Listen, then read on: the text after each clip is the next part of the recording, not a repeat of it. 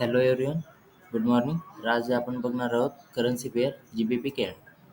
तर जी.बी.पी. कॅडमध्ये जर 6 मंथनुसार बघितलं आपण तर 6 मंथनुसार आपल्याला जी.बी.पी. कॅड ही बॉटममध्ये बघायला भेटते.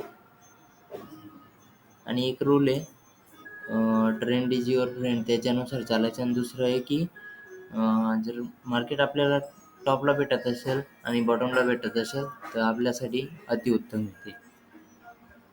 तर आता आपल्याला मार्केट आपल्याला बॉटममध्ये भेटते. बॉटममध्ये सपोर्टमध्ये जर भेटतंय तर मार्केटने आता 6 मंथनुसार काय केलं ते बघूया. मार्केट एवढं डाऊन आली तर याला बॉटम बनवला. याला का बनवला हा पण एक क्वेश्चन आहे. इथं काही असेल म्हणूनच बनवला, कारण की इथं नवीन बायर्स ॲक्टिव्ह झाले. देन मार्केटने मूव्ह दिला, पण नंतरून मार्केट जिथं आली त्या पॉईंट ओपनिंग क्लोजिंग वगैरे ह्या पॉईंटमध्येच बॉटममध्येच एक स्टॉप झाली आणि त्या देन एक बुल मूव्ह दिला. आता मार्केटने इथं टाइम स्पेंड एरिया केलेला आहे. ही बघायला जर गेली तर हे जेवढे बी होते इथं आधी यांची ऑल लिक्विडिटी घेऊन मार्केटने आता बुल मूव्ह देण्याचा चालू केलेला आहे. 3 मंथ्समध्ये EMAच्या अबोव क्लोज होऊन मार्केट एक बाय साइड मुवमेंट देते. हा जो टाइम स्पेंड एरिया आहे याला ब्रेक केला, हा टाइम स्पेंड एरियाला पण ब्रेक केलेला आहे मार्केटने. आता मार्केट स्टॉप कुठं होते ते बघणं इम्पॉर्टंट आहे आपल्यासाठी. मार्केटने याचा तर ब्रेकआउट देऊन दिला आहे, पण स्टॉप कुठं होते ते पण इम्पॉर्टंट आहे आपल्यासाठी. जर आपल्याला रिट्रेसमेंटमध्ये जी.बी.पी. कॅड मिळेल तर आपण एक बाय साइड पोझिशन बनवणार. बघायला गेलं तर खालून एक लिक्विडिटी, हे तर लिक्विडिटी आहे. सपोर्ट सपोर्ट सपोर्ट बघूया काय होतं याच्यात.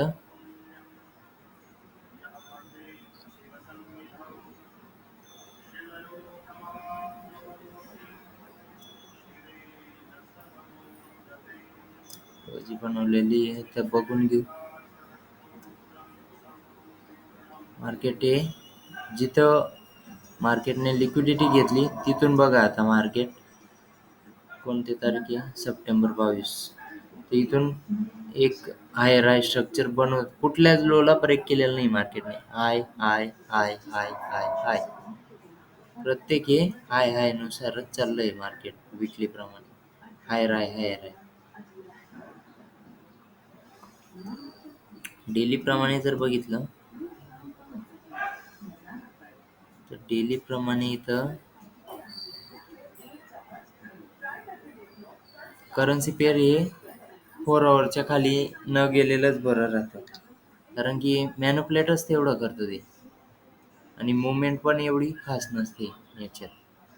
पण बघूया आपण, जर आपल्याला बॉटममध्ये म्हणजे रिट्रेसमेंटमध्ये जर भेटत असेल तर आपण एक स्विंगसाठी होल्ड करू.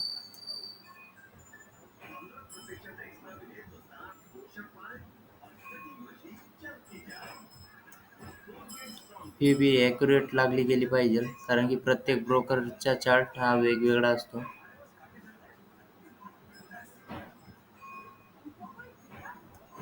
एस-एल लावण्यासाठी प्रॉब्लेम होऊ शकतो तिथं.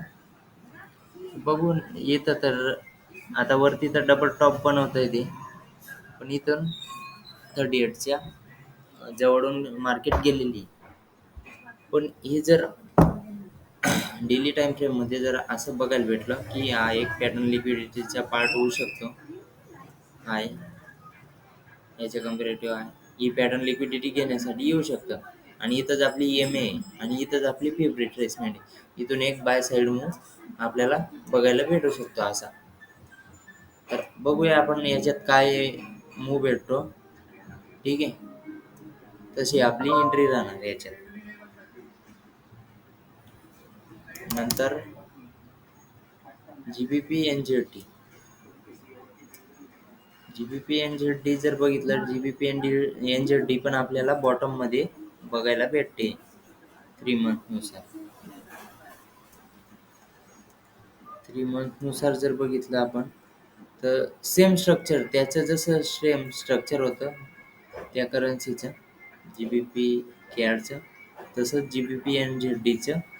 कारण की GBP सारखी चालते ना, त्याप्रमाणेच GBP आणि ZD पण चालते. हा जो फॉल आलाय, हा स्टॉप झाला इथं आधी, मग त्यानंतर हायर आहे स्ट्रक्चर बनायचं सुरुवात झाली. आहे आता आहे. याचं पण तसंच करणार आहोत आपण. जर रिट्रेसमेंटला भेटणार तर आपण एक बाय साइड स्विंगसाठी पोझिशन घेऊया इथं. वरची रेंज पण क्लीन आहे ही, ती ट्रॅव्हल करू शकतं मार्केट. बघूया काय होतंय तर.